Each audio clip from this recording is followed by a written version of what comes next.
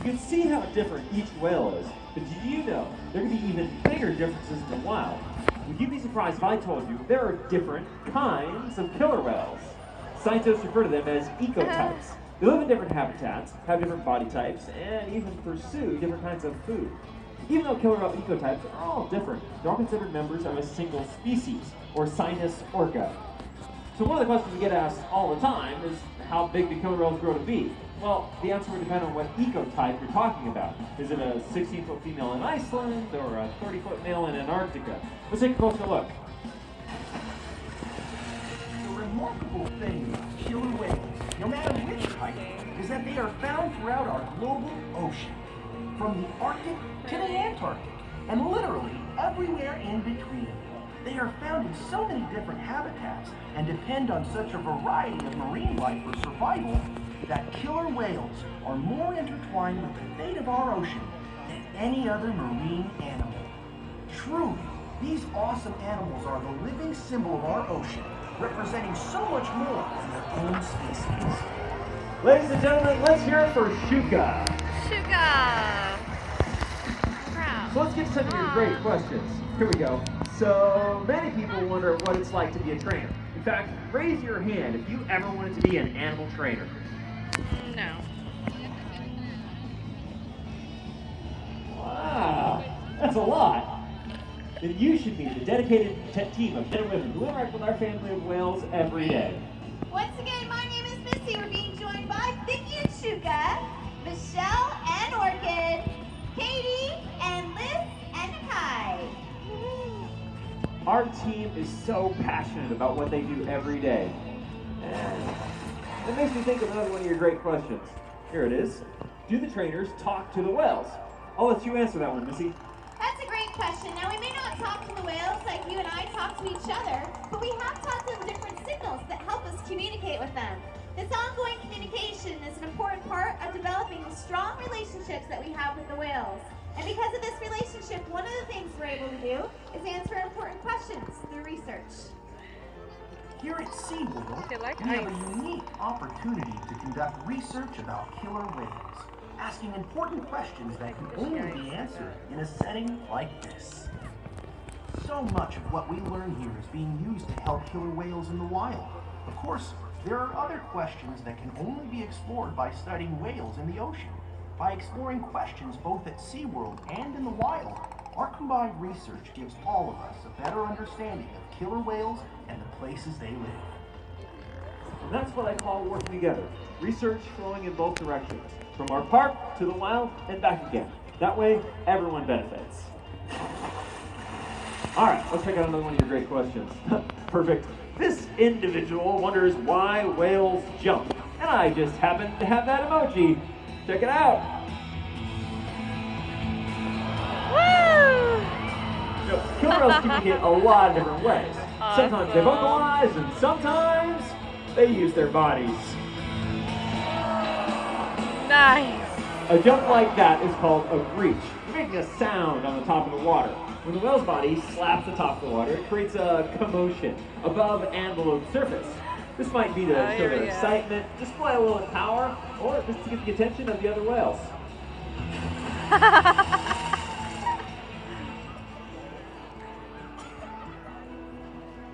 Oh my god, this is awesome. Some of you may have heard about our newest killer whale calf, Amaya. Our SeaWorld social media fans helped name her. Here at SeaWorld, we watch the killer whale calves rely on their mothers for everything, from the very first moments of their birth. Oh my god. As a calf grows and gains some independence, it is looked after by other whales in the pod too.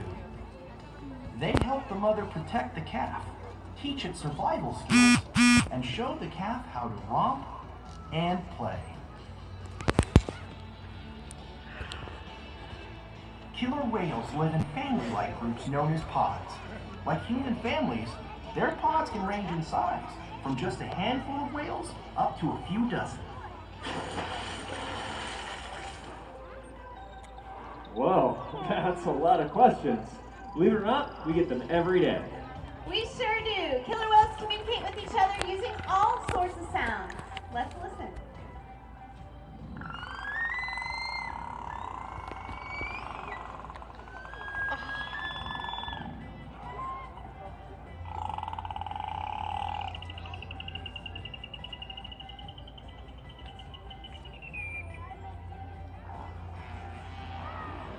Each type of killer whale, each pod has their own dialect, their own unique set of calls. But don't forget, they use body language too. Sometimes they blow bubbles, bump into each other, or scratch each other with their teeth, causing what are called rake marks. These are the multi-line marks you see on the skin of whales and dolphins. This is just one of the ways that these animals display dominance during social interactions, both in the wild and at SeaWorld. So we learned how the whales communicate with each other, but how do we communicate with them? Through signals.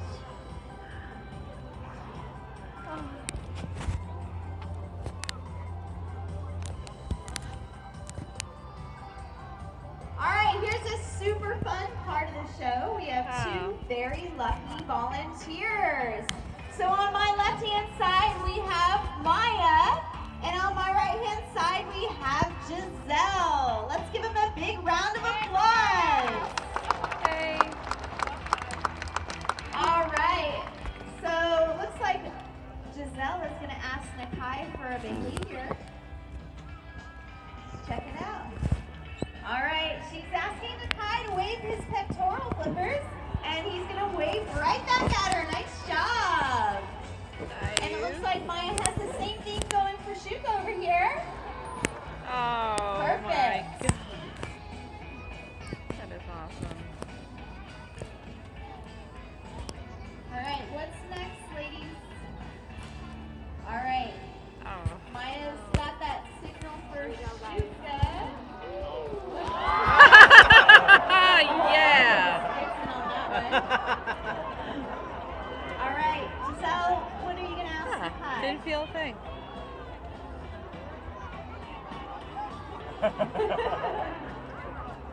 Oh my God, that's amazing. Alright, we're going to try it again. He thinks we're still waving. Oh, nice job. Alright, you two, we have a very special whale sound to help you remember your interaction with Shuka and Nakai today. Hey.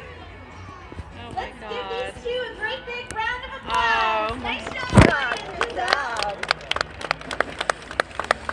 All right, let's take a look at another question.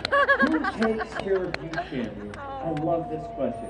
Let's just give you a peek at how much we care for these extraordinary animals. Okay, Missy, how does it It looks like they are. Oh. Now the training you're about to see Salmon, actually nice. allows us to take care of the animals. So if you take a look up on stage, Michelle is asking Orchid to present her tail flutes. This is one of the very important husbandry behaviors. These are behaviors that we do with the animals to make sure that they're staying healthy. Because we can have our veterinarians come over and get a blood sample from those tail flutes.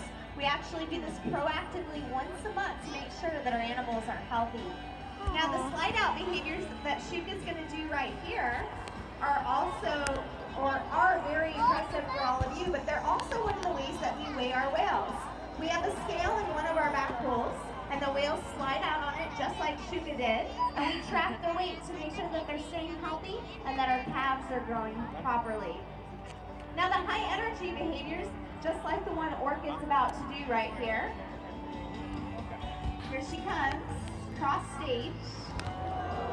Oh my Behaviors like this God. killer whales do in the wild, but they also do them here at They do it SeaWorld, for- and this is how we ensure that they're getting exercise every single day. Hydroplaning.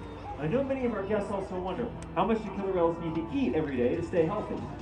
Well, that's an excellent question. Just like you and I, each animal has different dietary needs based on their sizes and their ages.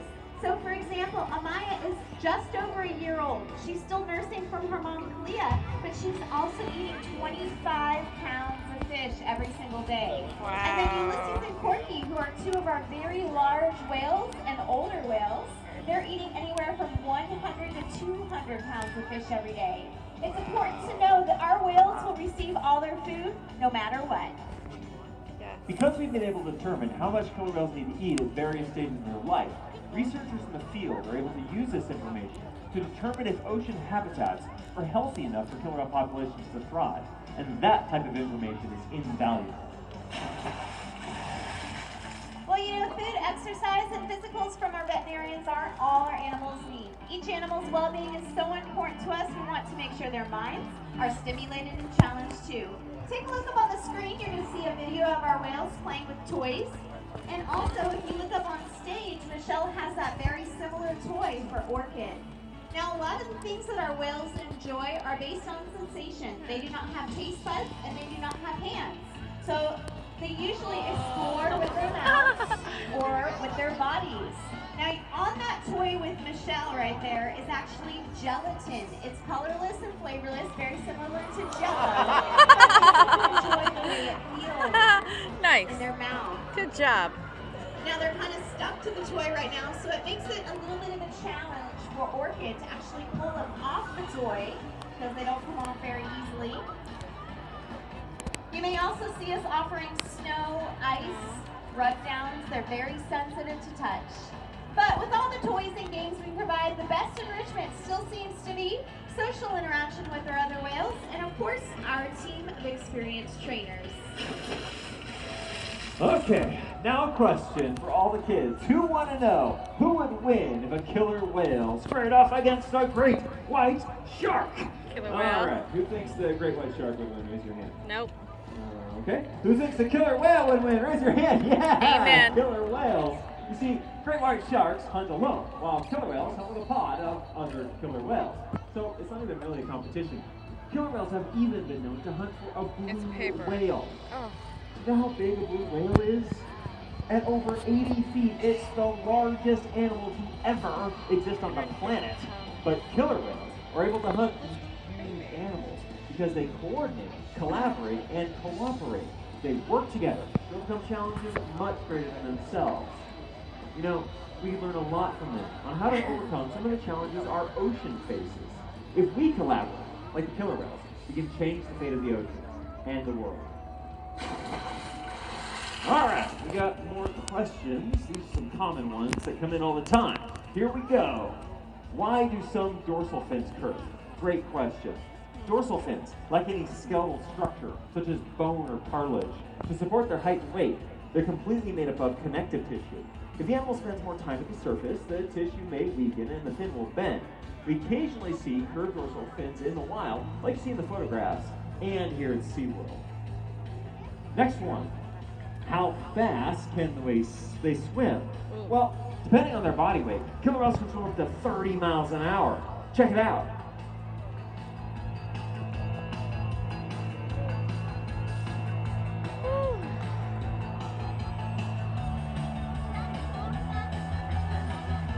Next one. How Pretty much fast. water can their tails splash? Well, their tails, or flukes, as they're called, are That's gonna strong be enough to fun. fling a whole lot of water about halfway up these stands. Last one. If all the whales splashed all at once, could they get the whole audience wet? Uh-oh. Well, maybe not the whole audience.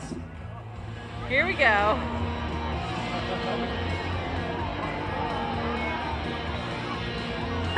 Come on, baby.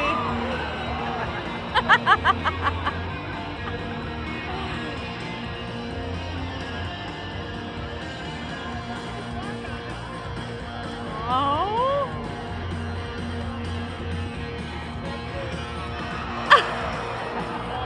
I love it.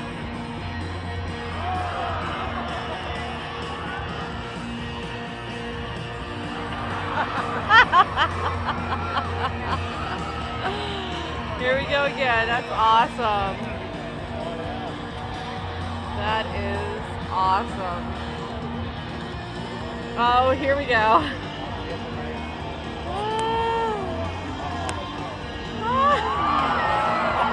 Nice. Love it. Come on. That's beautiful.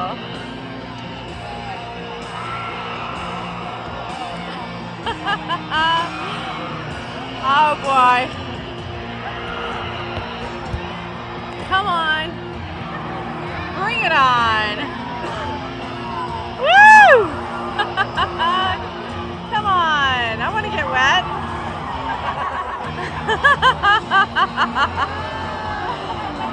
Wow. Awesome.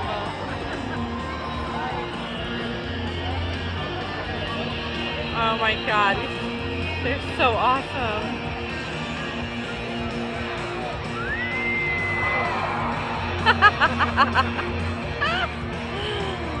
Love it. Come on, bring it on. Bring it on. No? Darn it. I'm gonna get wet. Should have went down there.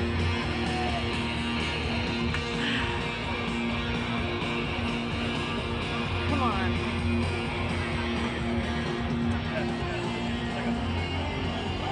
Oh yeah.